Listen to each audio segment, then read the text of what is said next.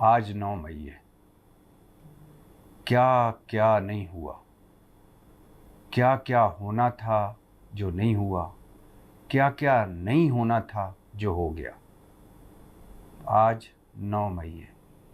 Cipher, रजीम change किस्सा, साजिश, मुदाखलत कहानी, मीर जाफ़र, मीर सादक, न्यूट्रल्स, हैंडलर, सहूलतकार, साजिशी, बयानिए, 62 जलसे इमरान खान के, 3 लॉन्ग मार्च इमरान खान के, फिर पर्चे, मुकदमे, छापे, गिरफ्तारियां, जेलें, हवालाते।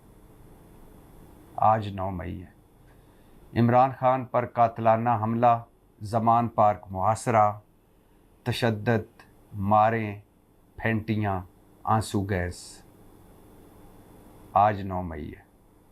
सदर आरिफ अलवी डिप्लोमेसी